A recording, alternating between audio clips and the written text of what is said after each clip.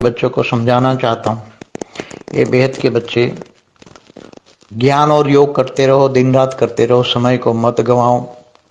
आज नहीं तो कल, नहीं तो परसों हम परम सत्य तो बाहर आएगा। असत्य की दुनिया में असत्य भरा पड़ा है। असत्य की दुनिया में असत्य भरा पड़ा है। एक एक कण कण में असत्य भरा पड़ा है। पूरा वायुमंडल को चेंज करना है। तो जो वायुमंडल को परम सत्य माना, परम शांति से, वाइब्रेशन से भरेगा, उनका ही भाग्य बनेगा। और बेहद के विश्व के लायक कौन बनेंगे?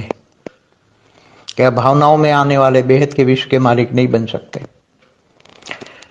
अरे एक यहाँ लौकिक में भी एक कोर्ट का जज होता है, उसके पास भी अपने देह और देह के संबंध की कोई फाइल आती है तो वो भी दूसरी कोर्ट में ट्रांसफर कर देता है। लॉ नहीं है कि भी तुम देह और देह के संबंधों को जजमेंट करने में जरा भी बुद्धि में ना आए, ऐसा नहीं हो सकता।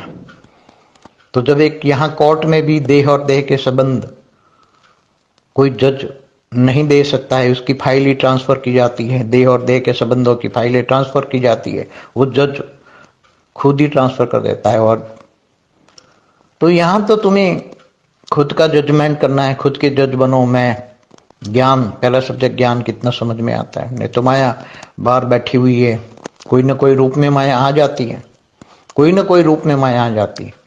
कितना समय हम अपनी ड्यूटी करते हैं, विश्व परिवर्तन के कार्य में हम लगे हैं, और कितना समय हम फालतू में वेस्ट कर लेते हैं। अभी मन का मौन धारण करके परम शांति के वाइब्रेशन फैलाने का वक्त है। अभी वाणी से परे, आवाज से परे की दुनिया में रहने का अनुभव करने का वक्त है। जितना हो सके इतना मन का मौन धारण करो, एकांतवासी बनो।